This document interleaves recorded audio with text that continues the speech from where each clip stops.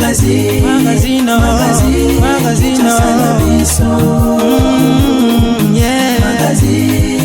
Magazine Kinshasa na biso Réalité ya banaki Réalité ya banaki Réalité ya banakino Buyukite Buguyoka kaka Kinshasa na biso Kin eleki partout KNB Kinshasa na biso Kin eleki partout Kinshasa eleki partout mikolo neza bino pardon Jima sala yolo karatakate ya on a bien yo Jima mukende Oumela KNB Kin eleki partout rien à dire toi on a terre envié parce que Kin eleki partout et losako liboso ambongo mosanto azate Céline Don Kardasha isongolo bisous bye bana Kin ke bana jako zape so kuta nango KNB Telema qui chasse l'équipe partout Jimmy Mukendi Oumela KNB ko zape te so kuta nango check ovandi. Bon début de la semaine, nous sommes balancer à magazine Kinshasa na biso ozo lembate comme mais bino ba vraie réalité à ville Kinshasa.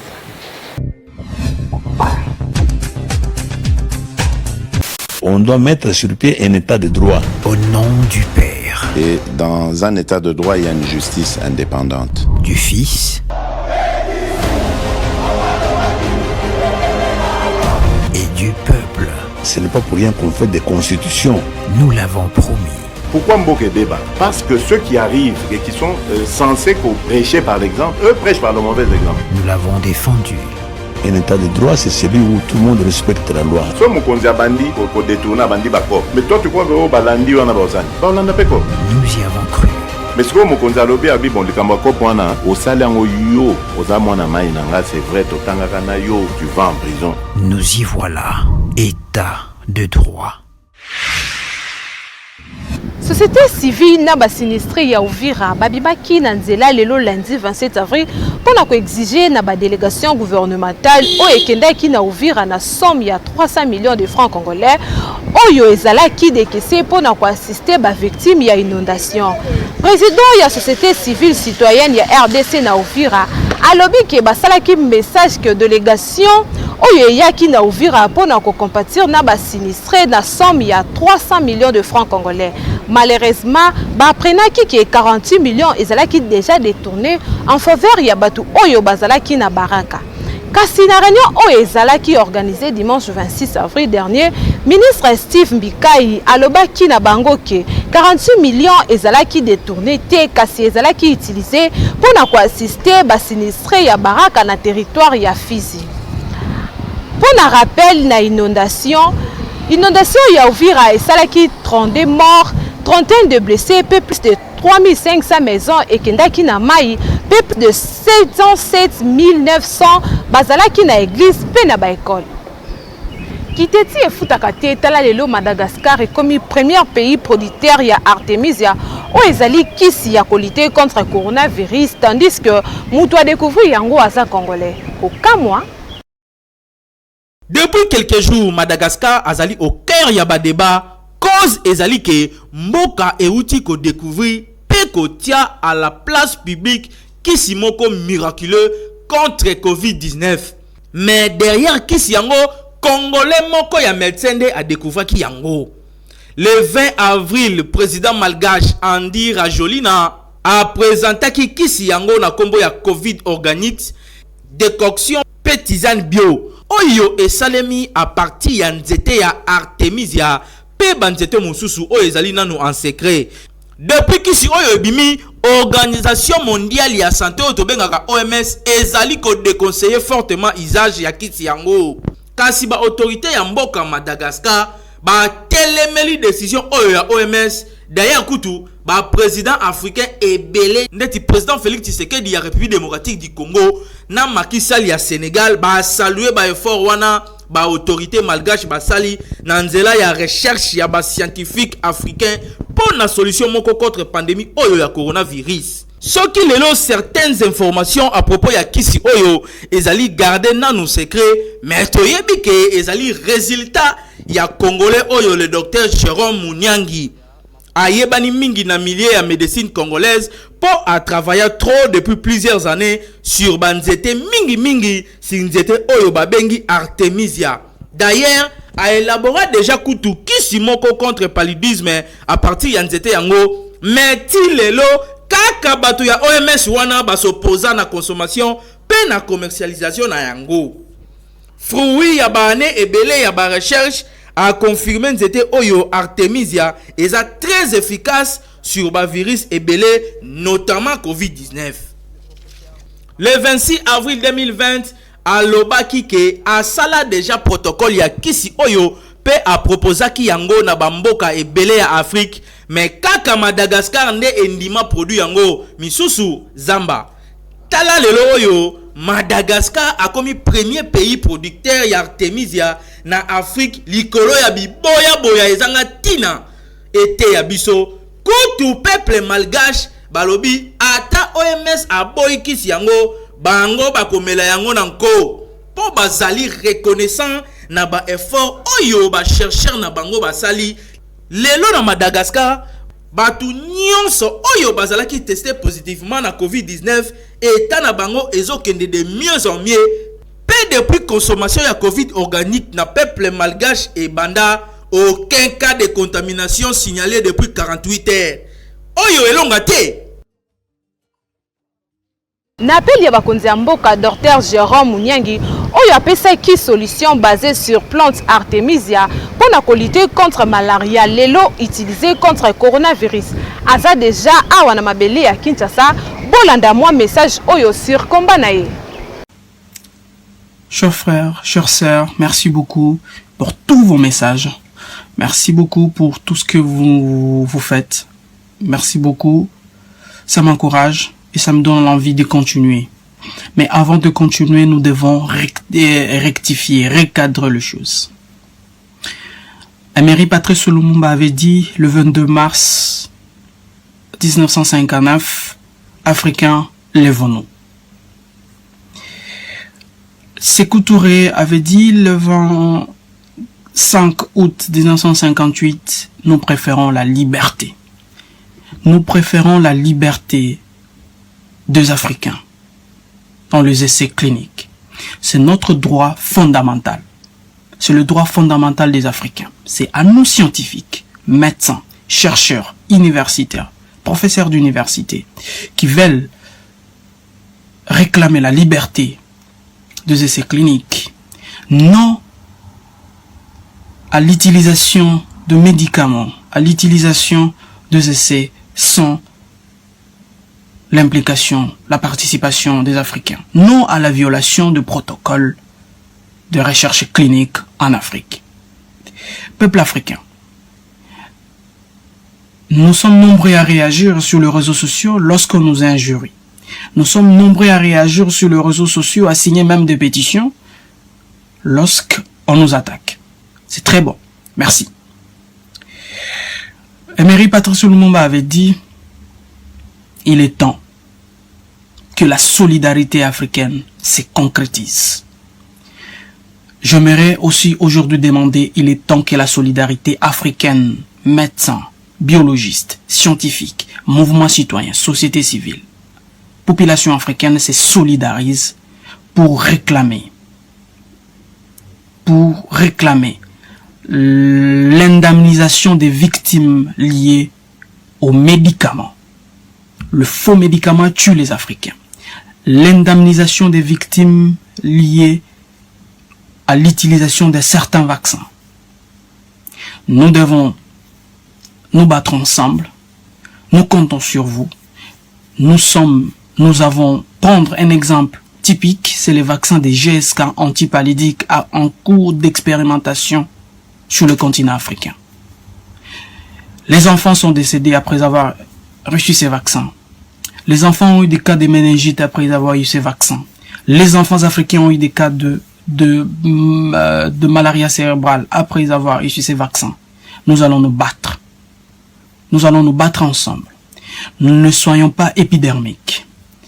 Bakonzi ya mboka esengeli ba soutenir équipe ya riposte contre Covid-19 pe bazala bien protégé pour ba travailler kitoko pour la ndeti tozolo babwe 15 personnes ya santé bazali touchées na maladie ya coronavirus esengeli koyeba ke bango bazali plus exposés ke batu oyo bavandi na ndaku pe bolanda évolution ya coronavirus en particulier na Nathan Siata.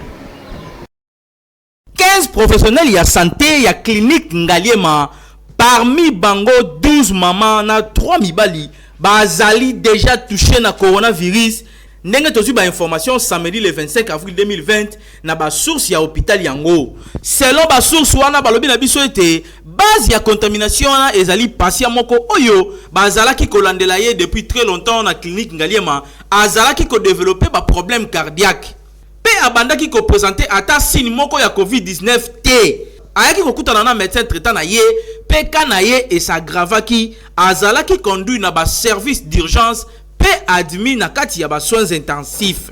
Après azalaki conduit na pavillon 5 et sika ba infirmier à tour de rôle bazalaki kolandela évolution ya kana ye selon ba horaire na bango.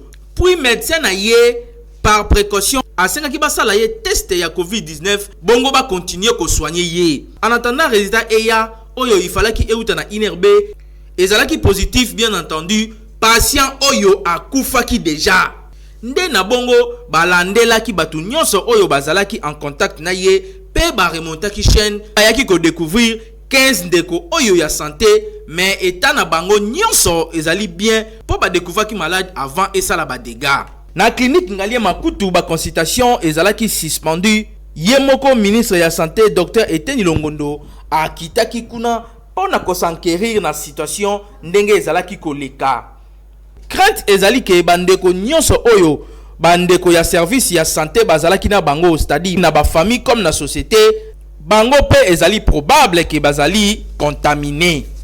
Ya pasi lisusu ezake baka eza ko s'accumuler pe misusu kutu eza recensé na INRB te. Et comme il pensa urgent que ba autorité congolaise ba renforcer équipe ya riposte na ba outils nécessaires na ba moyens conséquents pour na et permettre bango ba travailler pe bango moko bazala bien protégé.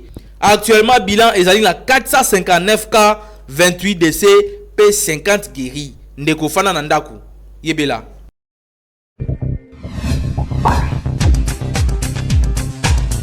Coordonnateur ya magazine Kinshasa na biso Jimmy Mukendi azo koba kotika espace gratuit na mutu nyonso aza na message ya sensibilisation toujours pour la lutte contre coronavirus. Bandeko nanga ya Kinshasa, bandeko nanga ya République démocratique du Congo, boyebi que l'heure est grave mboka na biso ezali na souci, tozali na problème o ekweli biso à travers le monde entier likambo oyo ya coronavirus. Ndeko congolais respecté ba consigne nyonso epesami na bakondi ba consigne ya hygiène esengeli toye ba ndenge nini toko repousser yango parce que ezali ko sala déjà ba mort bozali koyoka o ezali koleka na Italie yango na biso en tant que ba leader d'opinion biso en tant que ba serviteur na bino auto serveur bino à travers ba média na casquette nanga ya coordonnateur ya magazine Kinshasa na biso na ko annoncer bino poye bato nyonso tope ba autorité nyonso oyo bazali na message lié na coronavirus pour la sensibilisation, c'est-à-dire bozala une association, bozala structure, bozala individu, message na yo oyo ezali ko kende na sens ya ko sensibiliser bandeko, na sens ya ko appuyer riposte oyo tozali ko sala awa na magazine na bino KNB ekoleka gratuitement. KNB magazine na bino Kinshasa na biso et ko continuer ko servir bino ndenge longo bani boyebi ke bolandara biso chaque jour à partir de 18h30 na Show TV, à partir de 19h30 à PIC TV et puis à partir de 20h30 na Baraka TV. En rediffusion toyaka à partir de 10h30 na Baraka, à partir de 11h30 na Show TV et à partir de 14h na PIC. Donc message wana topé ba encouragement au boko ko encourager bandeko par rapport ya temps autres vous allez ko passer boko ko tindela biso yango à travers numéro o eza affiché na ba ya écran na bino du micro ya KNB WhatsApp na biso kozala polele pona koyamba ba message na bino sinon ceux qui bomoni que nécessité ezali que ba équipe na biso o ezali à travers Kinshasa Mobimba et yakuna tokoya kozwa ba image wana nyonso boko sala to pe ba message boko sala pona coronavirus pona lutte to pona ko informer bandeko to lekisa yango gratuitement to respecter ba consigne ba kondi et puis biso nyonso to longa coronavirus.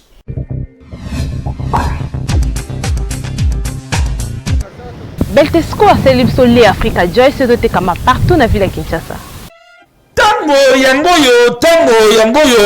likamuna tango na yango oyo ezali tango ya miliki Africa Joyce miliki ya solo oyo tondi ba vitamine ekolisaka bana kitoko pe pesaka bango mayele yango miliki Africa Joyce yokelengi miliki kitoko babengile Africa Joyce ezali miliki ya mabele ya ngombe ya solo on a français babengi les animal nous to bengi ke miliki oyo Africa Joyce ezali miliki ya mboka ba miliki ezala mwana muke papa mama mukolo asingamela miliki oyo eza na qualité ya kitoko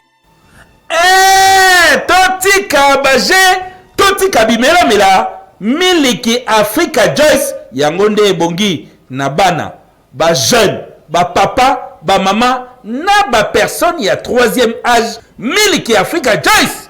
Merci Beltexco. Merci Beltexco.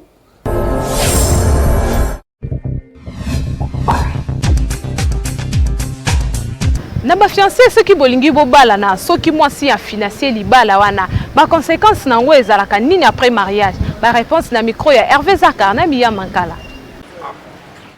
Na Kinshasa ba phénomène mingi elekelaka bato mibali ebele soki aza na ye na mbongo te akobala mwasi okomona mwasi azwi mbongo apesi mobali aya kobala ye bato misusu batruvaka yango mabe te po eza nango na cadre ya bolingo kasi misusu pe balingaka bongo te parce que selon bango jamais mwasi akoki kobala mobali surtout na culture ya RDC mwasi mususu akokoma impoli et pas mobali soki apesi mbongo aya kobala ye mobali nda balaka mwasi akobala mobali te po soki mwasi abali mobali ekomi lokola nga mobali naza susu tinaki mobali na nge eza te mwasi akoma komonela ngai na makambo nyonso akokoma impoli ekozala moke abwakeli nga biloko libanda ekosimba te conseil na kopesa na bandeko mibali soki nano le otondi te kokende te mais soki olingi obongisa makambo ya libala donc préparer po kende kobala ata mwasi yango na mbongo na ye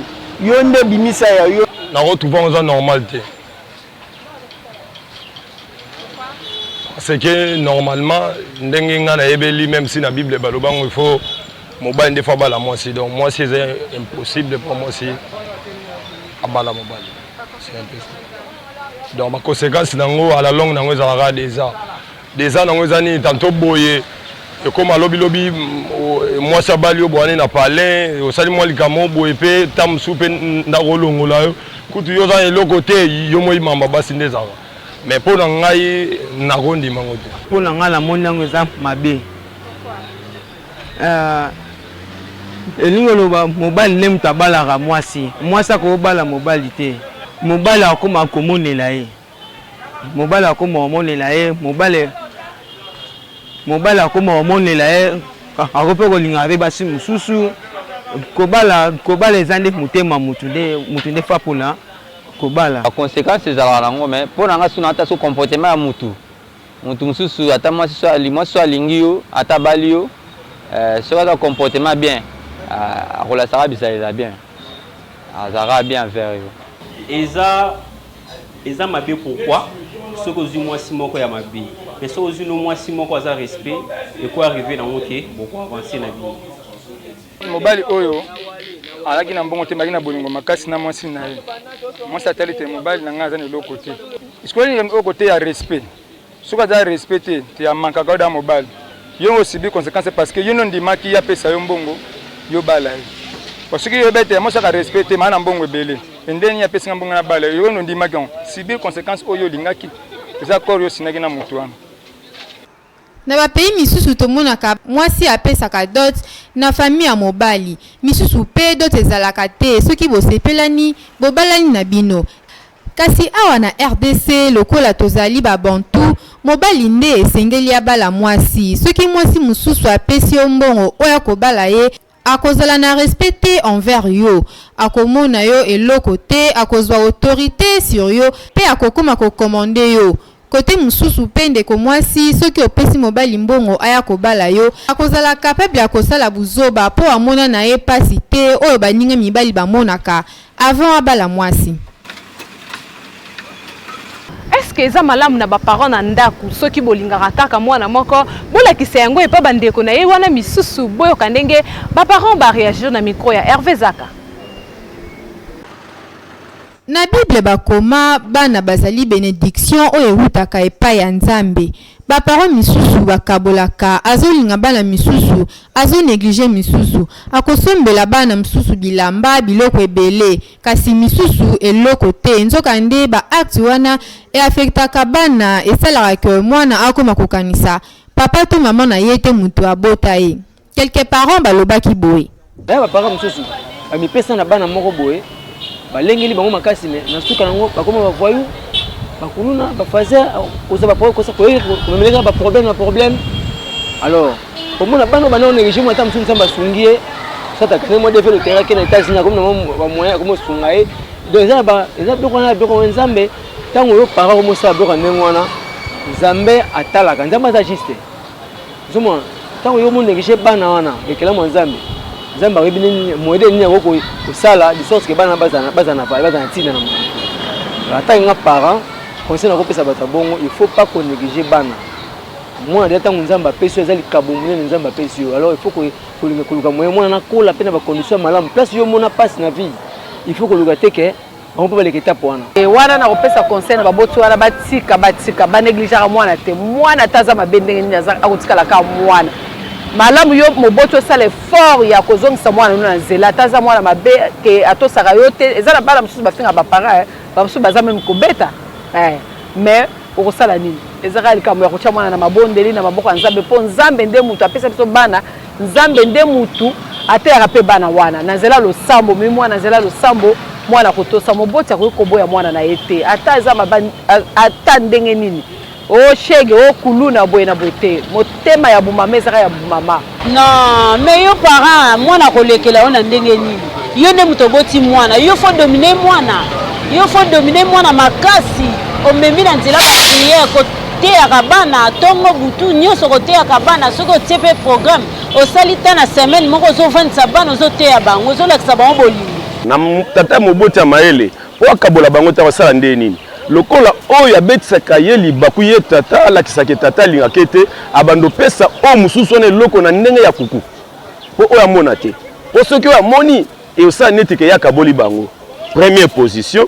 Deuxième position, pe lisusu tate fwa yeba ke naza tata ya bana oyo bano baza bana na ngai mais bana mingi bango bamona ke so tata alobeli ye likambo ke mwana esengi kotambola boyo neti tata lingi te tata linga bana na ye akoboya bana te eloko esalaka l'incompréhension ezala mingi na toli bana bamimona lokola tata tanga azopesa toli loko alingi te tata fwa linga bana na ye akokokabola bango te mais asenga mayele pa na Nzambe ndeni na kobokola bana oyo po bana nde babotamaka bazaka ndenge moko te. Ba parents boyoki ndenge bandeko balobi na kati ya ndako papa to maman akoki kokabola bana te. Parents esengeli azala na relation ya bien na chaque mwana ata aza mobulu ata aza respecté aza kaka mwana papa to maman yebaka kote ya mwana azonga na nzela po soki ozolinga misusu ozoyina misusu ekokotisa pe en kati na bana na bino.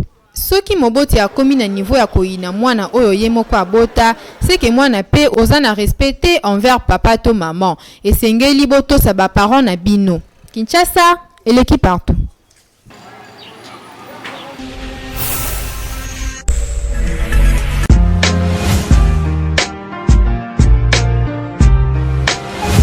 Entreprises, institutions publiques et privées, ONG, partis politiques, commerçants, sachez que la communication constitue le socle de l'émergence de vos activités, produits, services et marques. La communication ne s'improvise pas, mais les méthodes et les stratégies de la communication s'apprennent. La Mouture ASBL organise la session de formation spécialisée en communication des organisations en 2 mois. Premier niveau, communication communication 360 degrés, les relations publiques et relations presse. Deuxième niveau, marketing marchand, marketing politique, conception publicitaire et gestion d'agence conseil en communication.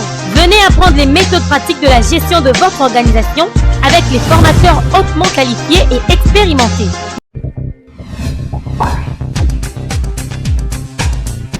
motuna ituna mine bakinoa pona nini mutu soki akomi koko awa na RDC surtout na Kinshasa babengaka ye kaka ndoki boyoka ba réponse na micro ya Hervé Zakar na miya mankala.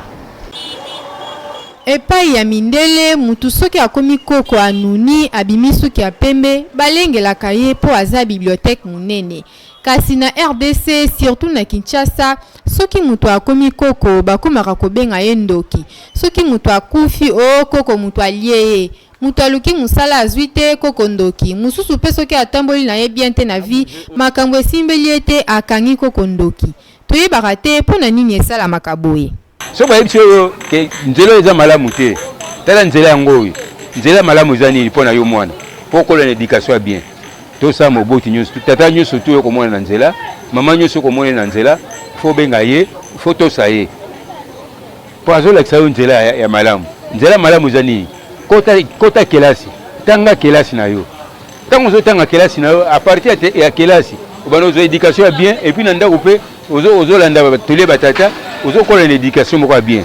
Mais bana oyo baboya toli ya batata. Baboya toli ya bakolo. Bamimona kaneti bango bayebi koleka mikolo. Bango wana nde bakomo benga batata ndoki pona nini. Ose distraire na makambo moko ya pamba tant okoma mukolo bozo se retrouver sous te okoma mona ke o tata na ngai mutaza ndoki. Tata na ngai mutazo salanga boy. Porque ezali erreur bani au départ ya yo moko. Na sens que bani ko lukate. Aba bamo ke age leki baluki fi ba se retrouver te babengi bakoko bandoki. Mais vie ezali faut ba luka vie. Basa les fort bas la vie. Et donc on ça la vie na yo au moins que on risquer aux yeux et l'autre côté après ça koko comme ndoki papa comme ndoki. Eza fausse affaire.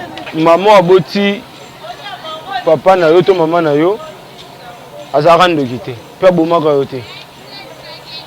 Koko ce ba comment traiter ndoki par rapport que non premièrement c'est que na roloba eza que peut-être tu as fini tes études Koko na yo aza na place moi qui même sou ya bien travaillé mais tu es licencié et tu es avec ton grand-père à la maison.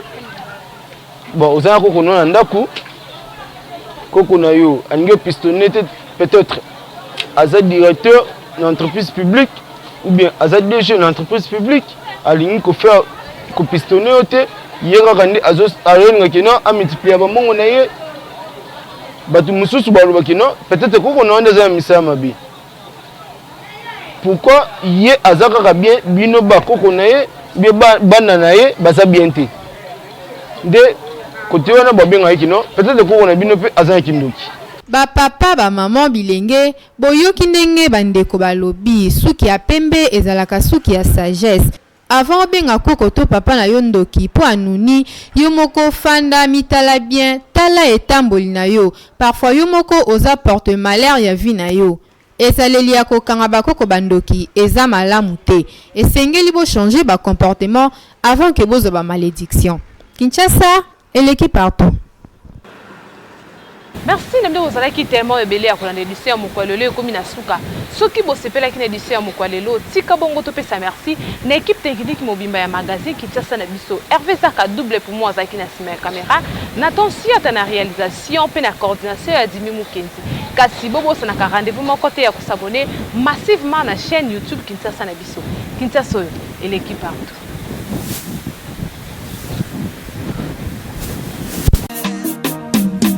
Magazine,